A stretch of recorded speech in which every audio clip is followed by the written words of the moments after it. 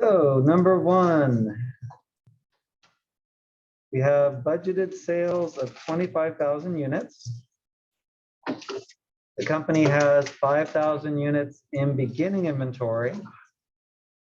They want to have 7,000 at the end of the period in ending inventory. So how many units do they need to produce? Good job. All right. How'd you figure that out, Joseph? Sales units minus the beginning inventory is 20,000, and then they want to make sure that we have 7,000 left over. So then, Okay. that would make 27,000.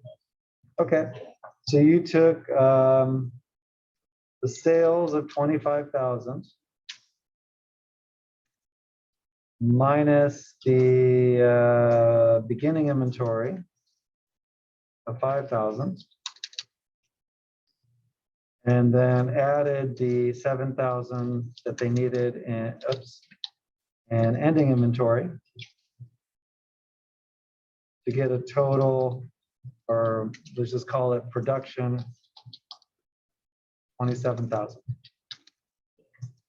Okay, so that works. Another way you could think of it, if you remember those formulas from last week, if you took the beginning inventory plus whatever got added, in this case, it would be adding by producing them. Now, we didn't know at that point how much needed to be added, right? So that was unknown. But that would give us the total accounted for, or total to account for. Remember that terminology from last week? And then there was also the formula where sales plus ending inventory would equal the same total, right? That we did know. We knew that sales was 25,000 units. Ending inventory is 7,000. So that gives us a total 32,000 to account for. So if that's the same 32,000 here, then the difference must be 27,000. So using the formulas we saw last week, we could have solved it that way. Joseph's way makes a lot of sense. I'm glad you were able to just do it off the top of your head like that. So whatever way works for you. It's too hard to just piece it all together like this. If you separate it out into two separate formulas, it might be easier. Any questions on number one? Comments? All right, let's go to number two.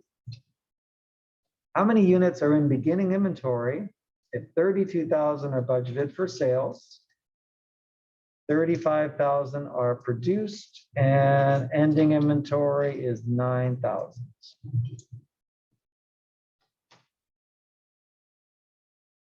Kind of the same concept here. Actually, just go ahead. I'll use the same format. Oops. Yeah, that's right. Of course, the numbers are different. So we're trying to figure out ending inventory. No, we're trying to figure out beginning inventory. 32,000 is sales in this scenario. Change that to 32. 35,000 are produced. Ending inventory is 9,000. Okay, so if that's the information that we have, to figure out beginning inventory, we'd need to know what's the total that we're accounting for, right? Well, we can figure that out down here. So what would that total be? 41,000. Now put that 41,000 here, and what's our beginning inventory? 6,000. Okay. You've got another way to solve it? Great, whatever works for you. But that's our answer. So 6,000 is the answer for number 2. And 27,000 was the answer for number 1.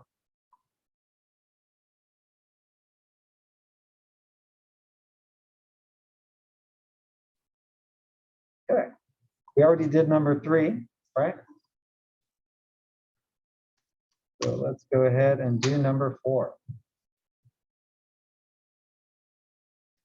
So let's see, 500 units are expected to be sold in January, 800 in February, 450 in March, 550 in April, and then they tell us 600 in May, but we're going to need that maybe later. We don't need it right now. And notice this is a production budget. So we're trying to figure out how many units do we need to produce. Well, ending inventory is 20% of the next month's sales. So let's figure that out. What would be the ending inventory in January based on that? 160. Exactly. 20% of 800. What would be the ending inventory in February? 90. Okay, that's 20% of the 450. And in March,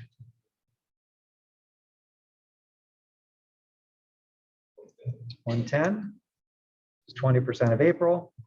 And then we saw May is 600 units, right, that we're expecting to sell. So 20% of that would be 120 that we would need at the end of April. Before we total these up, let's go ahead and look at beginning inventory. What would be the beginning inventory for January?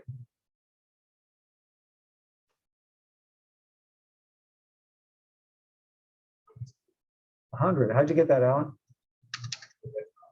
Okay. Just like a guess, like out of the blue? It does say up here there are 100 units of beginning inventory, but even if it didn't say that, we could have figured it out. How could we have figured that out? Other than random guess. That's not usually the best approach in accounting. If it works, great, but usually you want something a little more solid. So how could we have figured that out? Okay. We know that the ending inventory is 20% of the next month's sales, right? So ending inventory in December should be 20% of January's sales. We also know, which is 100, we also know that the ending inventory from December is the beginning inventory for January.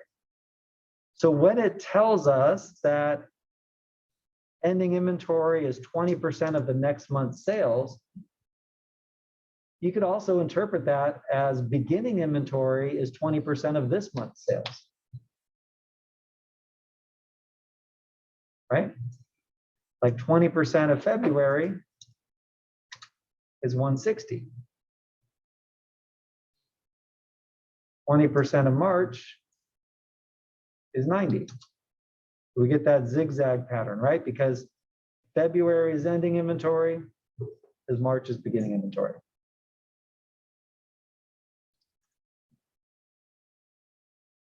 Right? You see that staggered pattern there?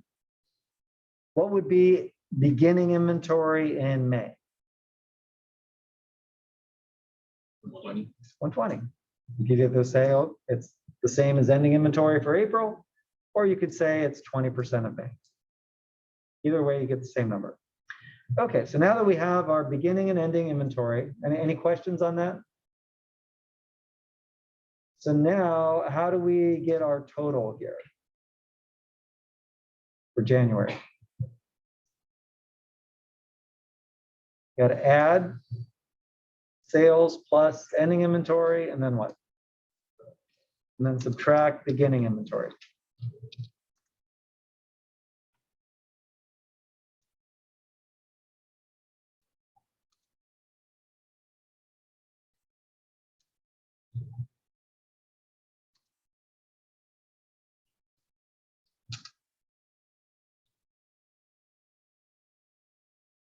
Okay, let's see if I did that right. 560, 730. Oh, gotta go back.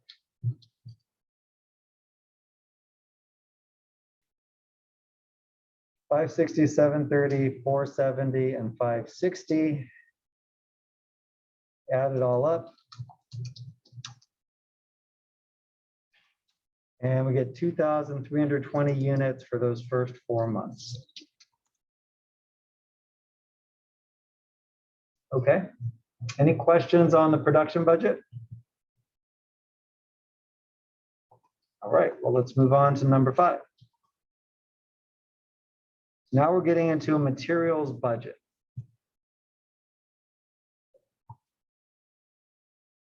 We're planning on producing 4,000 units. Let's go ahead and put this up on the top. And 3,700 next month. Put that here. You see there's a place for next month's production. Let's just go ahead and stick that in there.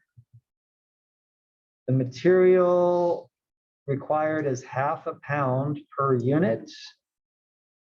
I'm going to put that here under pounds per unit. And there's a place for pounds per unit up here as well.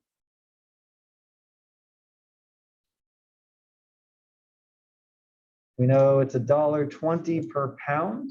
I'm going to put that right down here under cost per pound. And then the policy is to have 10% of their materials in ending inventory based on next month's production.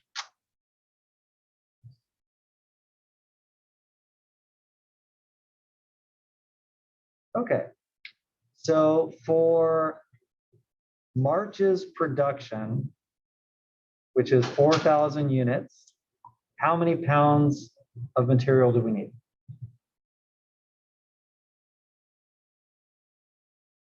2,000, right? ½ pound per unit times 4,000 units we're producing. That means we need 2,000 pounds of materials. Now, what's going on over here? Well, this is April, right? We need to figure out how much material we need at the end of March, so we'll be ready for April. So let's take a look here. If we're planning to produce 3,700 units in April, and we need to have 10%,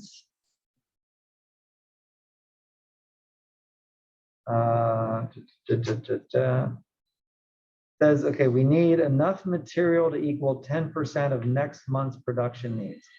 So next month's production needs are 3,700 units. We need enough material for 10% of that. We need enough material for 370 units, right? And then we can multiply that by ½ pound per unit. So that means we need 185 pounds of material at the end of March to be ready for April.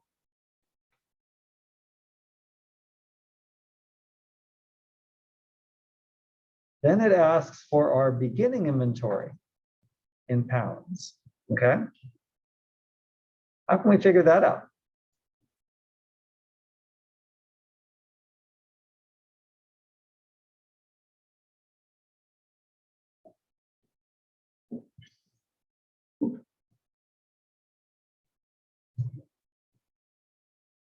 How much inventory would we have needed of materials in February to be ready for March?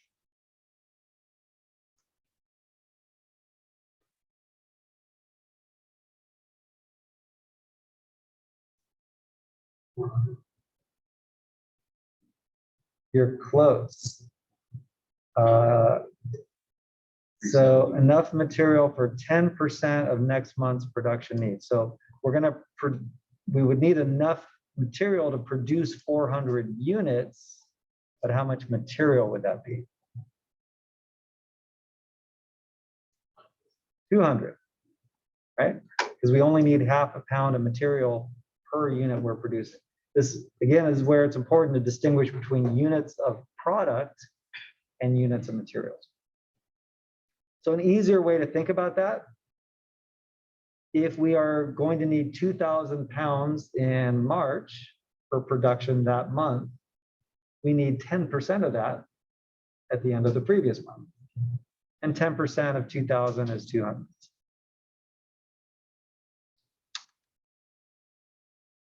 Okay, so we're going to be adding the desired ending inventory and subtracting the beginning inventory. So we need 2,000 pounds for March, plus 185 to be ready for April, minus the 200 pounds we had carried over from February. That means we need to purchase 1,985 pounds of materials.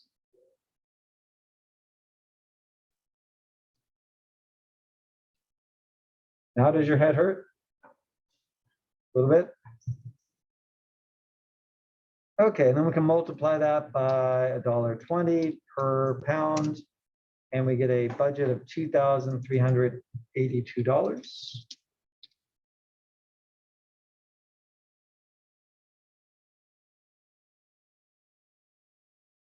Okay, that came out right. So let's just take a look back at what we did. We said we need 4,000 units to be produced in March. It takes half a pound per unit. So that means we need 2,000 pounds of material just for that production. We said in April, we're planning 3,700 units to produce. We want enough to produce 10% of that available at the end of March. So that would be 370 units worth. And it's only half a pound per unit. That means we need 185 pounds of materials at the end of March. Produce 10% of April's units. And we had 200 pounds at the beginning of March. That was 10% of what we were going to produce in March. Right? So we didn't need that 200, so we subtract that out. We need to purchase 1,985 pounds at $1.20 each. Multiply, and we get the total cost of purchases for materials. Okay. Any questions on that exercise? Okay. Well, let's move on to number 6.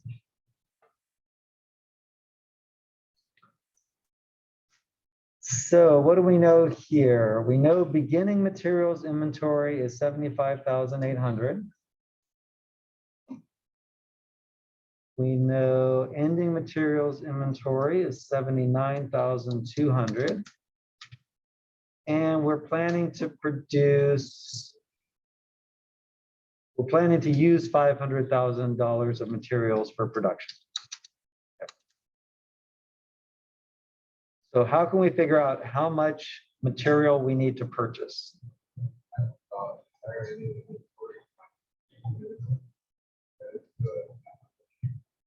Say it one more time, Alan. So you subtract desired and inventory minus beginning inventory, and that is planned production. Yes, you could do it that way. Yes. So you could subtract beginning from desired and then add it to planned. Another way to say that is we need to add desired ending inventory and subtract the beginning. Either way. So in other words, we're going to need $500,000 worth of materials for this month's production. Plus, we want to have 79,200 left over. We started with 75,800, so we'll subtract that. And that gives us our required purchases.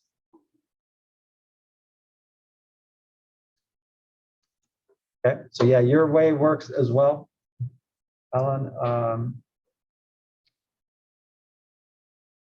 Double check it. That looks good. All right, ready for 7? Okay, here we have a labor budget. Each unit requires direct labor of 2.2 hours. Put that right here. The labor rate is $11.50 per hour. That can go here. The total direct labor budget is 834,900. That can go here under labor budget. And what we have to figure out is how many units we're planning to produce. So how can we solve this?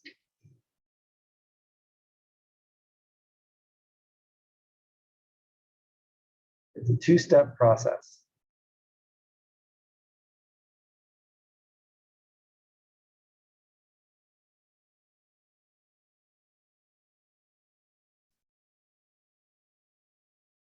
By the labor hours per unit, by the labor rate per hour. Okay.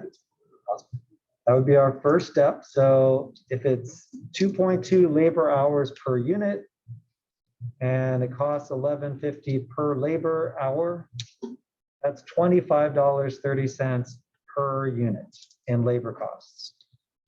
Okay. And now that we know that, and we know the total labor budget, how can we figure out how many units we're planning to produce? By the labor budget, by the total labor cost. Yep.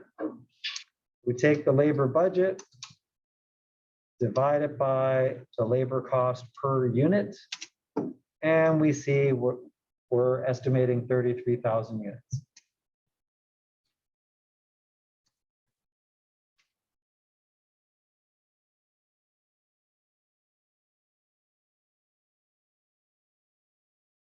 A little hint here, it says labor cost per unit, right?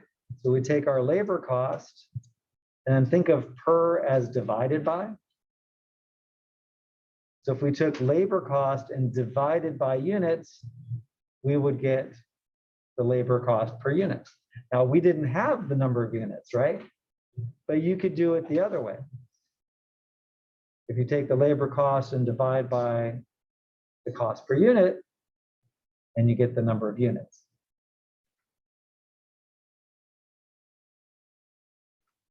Okay, so that word per is a sign that something needs to be divided.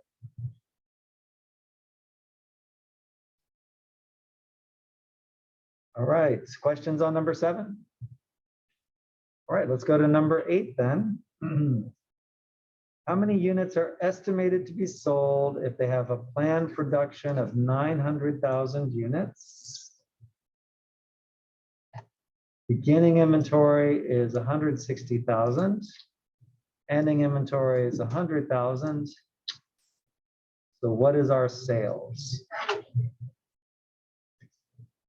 160? Or 960,000? Yeah. Correct. How'd you get that, Alan? You do the same. Okay. So we took planned production plus ending inventory minus beginning. So here we're just switching the order, minus beginning plus ending. And, but wait a minute, did that come out right? No, that wouldn't work. And then you would say back that,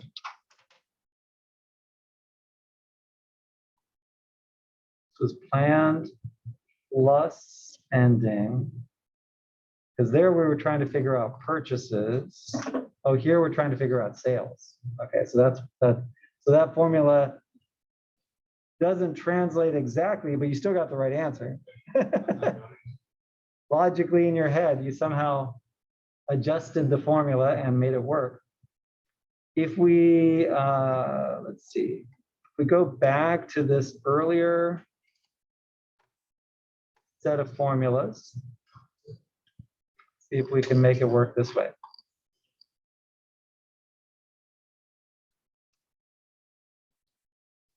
Okay, so in this case, our beginning inventory is 160,000, right? We added 900,000 through production, which gives us 1,060,000, right? We were trying to figure out what sales is, And we knew ending inventory is 100,000. So far, 0 there. If our total to account for is 1,060,000, and we know 100 of that is ending inventory, the difference must be the sales. Okay. Again, you can use those two formulas if that's helpful for you to do this sort of solution. Questions? Okay.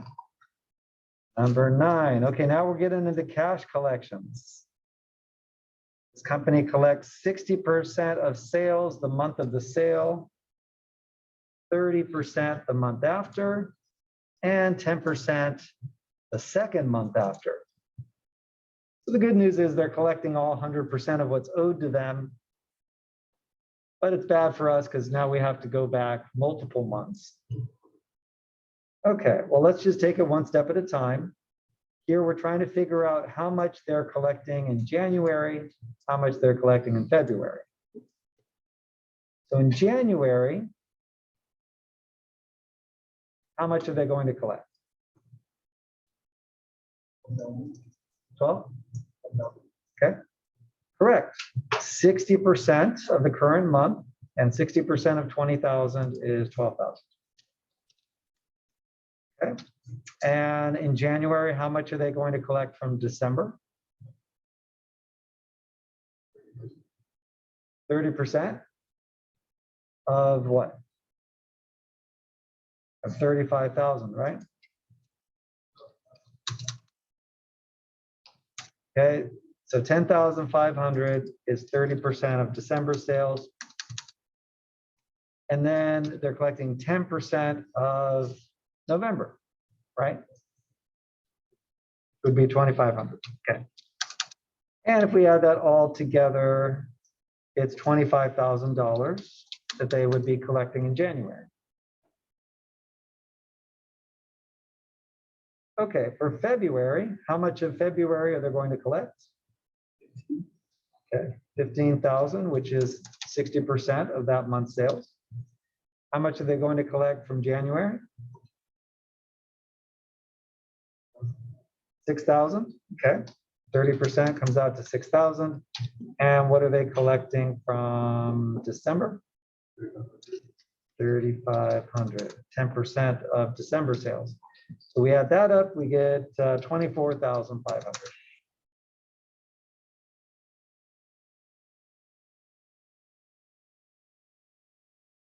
A little time consuming, but if you just take it step by step, it's doable. Oh, we did number 10 already, right? Nice. Okay, let's go on to number 11 then. This is going to be a cash payment schedule. So this company pays 65% in the month of the purchase, 30% the month after, and then 5% the month after that. Okay, so in January, how much is it going to pay for January purchases? It would take the $35,000 of purchases times 65%, and yes, we get $22,750. Then we need December's payments. So what are we going to pay in January for December? 15,000, okay. And what are we going to pay in January for November? 3,000? Yeah, okay. So we're going to add that all together. And I think that's 40,750. Let's go on to February. So what are we going to collect in February from February sales?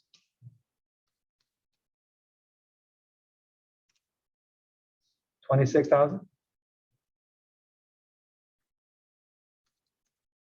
And from January sales?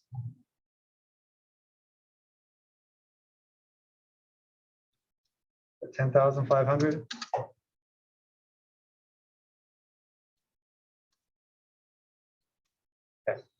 And then from December,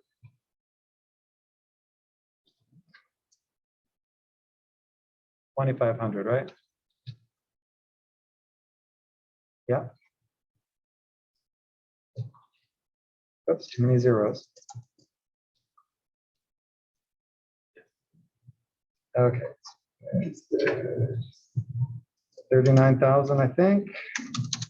And we'll move on to March.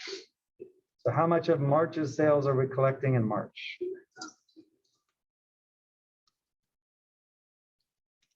$29,250. Very good. And how much of February are we collecting? And how much of January? Okay, very good. We'll add those up.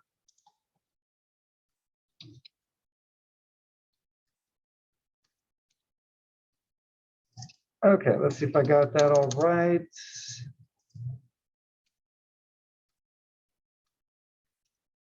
Come up with a total 122,750.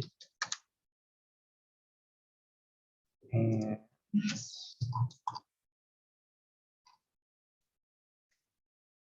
good. Okay. This is one of those sorts of exercises where if you know how to set up a formula in Excel, it can do some of the calculations for you. Might save you some time. Okay, it looks like we could probably fit in another couple exercises here, which is good. So number 12, this company, let's see, they pay 70% the month of the purchase. The remaining, so the other 30% would be the month after. These are their purchases for January, February, and here let's start with March. So if we purchase 39,000 in March and we're paying 70% of that in March, that comes out to 27,300. We would also be paying 30% of February. So we take February's purchases times 30%, 11,100. We add them up, 38,400, right? That's how much we would be collecting in March. Okay, that one's right. This one says, let's see, purchases are budgeted at 420,000. Beginning accounts payable is 95,000. Ending is 92,000. We have to figure out how much did we pay. So how would we solve this one?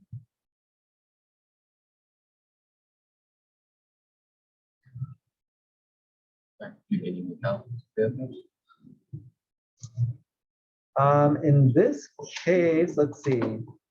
There might be a way to do it that way. I don't think that's going to be the easiest way to do it though. Remember, in this case, we're not purchasing, we're paying. So to me, the logical thing here, if we think, okay, we bought $420,000 this period, and we already owed 95,000. So then the total we owe would be those two combined, right? And then if we subtract what we still owe, that tells us how much we must have paid. So for this problem, I would do it that way.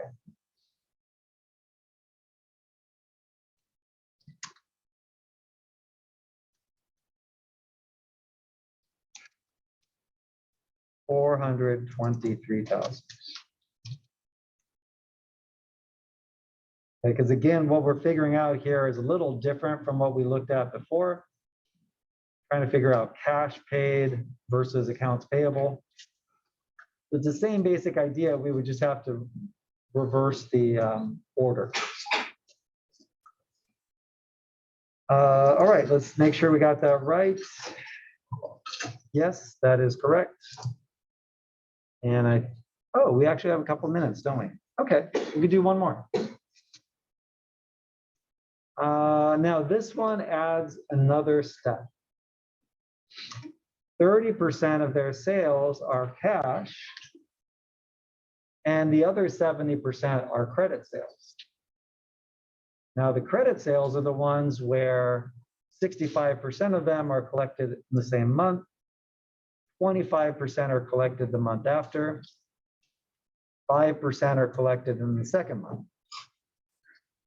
Okay. Now, what we're trying to figure out is what's the total cash collected in August. We see here August sales are $90,000.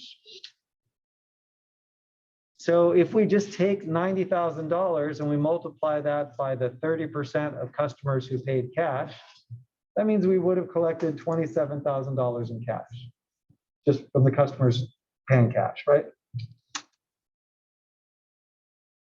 But then we have to add in the cash collected in August from customers who paid with credit in August, plus the ones who paid in July with credit and the ones who paid in June with credit. So starting with August, how are we going to figure out collections of credit sales from August?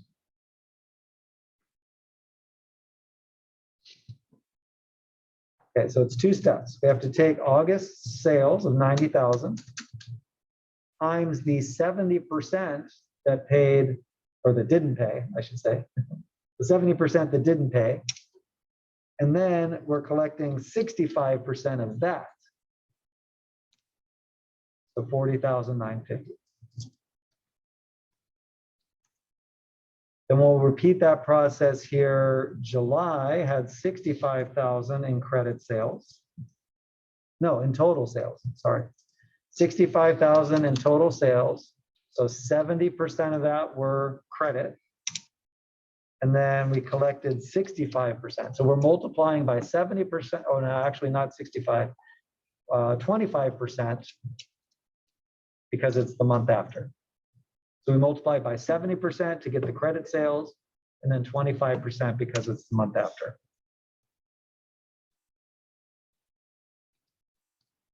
And for the last one, 75,000 in sales in June. So 70% of that was not paid for. And then 5% of that gets collected in August, the second month after the sale. No, that didn't work out. Let's try that again. What did I say it was? It was 75,000 times 70% times 5%. 2,625. Okay, let's add that all together.